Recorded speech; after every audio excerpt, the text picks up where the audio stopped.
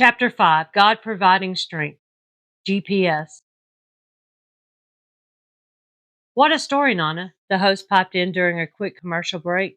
You would think that after your friend was already losing weight, the doctor would have just encouraged him to continue. You hit home with controlling only one change at a time. That is my life to a T. I know why now, she smiled as they put their headphones back on. We think it is small steps, but God's steps are much bigger than ours. His one day is 1,000 years to us. His picture is much grander, and that is how He thinks. We think so small. He is like our GPS. We can see where we are now, the streets, the stores around us on the maps. However, God knows the path and the ending destination.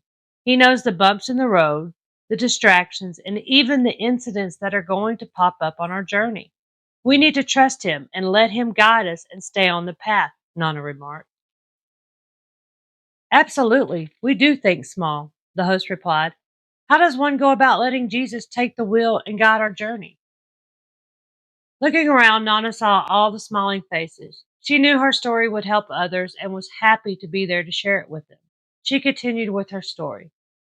I have, at this point in my story, begun a new lifestyle change. I was beginning my journey with Jesus as my health coach, as well as my therapist. Now, this just did not come naturally.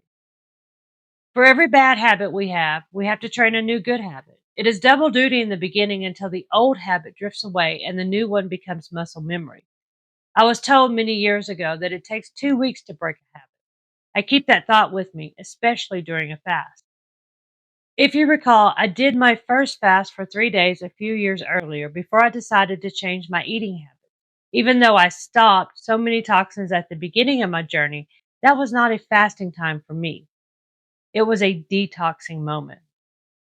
My mind was not ready to fast and sit with Jesus just yet. However, I was already preparing myself to fast. I was already learning to set boundaries by just the wisdom God was giving me.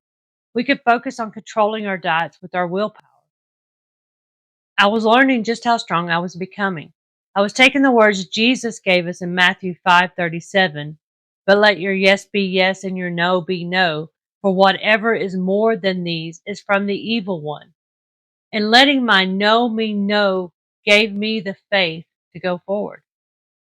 My trust in the Lord was building. This was the first time to step out in faith, and the blessings were awesome. I began losing weight and feeling great after the last of the aspartame left my body. I was still fat, but I felt the relief of finding the right position and the healer of my body, mind, and soul. I wish I could say it was all smooth sailing from there. However, I cannot. I found myself backsliding with my health. I was hovering around 225 pounds and still seeking answers. I was doing my own thing and not listening to the Lord. I got a job at a gym as a manager. I thought this was my calling. I was going to help people with what I had learned up to that point. I had learned some things about boundaries, but still neglected to implement them in my own life. It was during that time I was employed at the gym that I found out I had hip disease.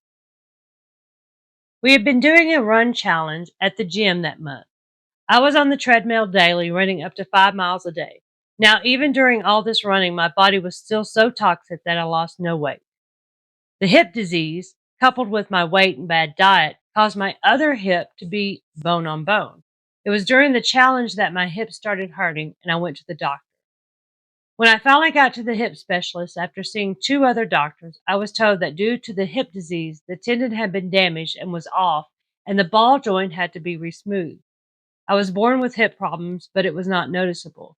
I was told the other hip needed a replacement. That was going to be a total of almost 6 months down and recoup time. I wanted no part of that. However, this pain was no joke. It was at that time my relationship with the Lord started to take off. I began working harder on what God had in store for me. He soon had me making and drinking bone broth daily. This led to an incredible 40-pound drop in a few months and a lot better shape for the first surgery to repair the tendon. I continued with the bone broth after my surgery and recovered in 3 weeks. I was even released from physical therapy early. I continued to drink it and began making and adding in yogurt to boost my immunity, as well as to heal my leaky gut all the way. I realized I did not need a new hip on the right side, that the pain was subsiding, and the healing was beginning.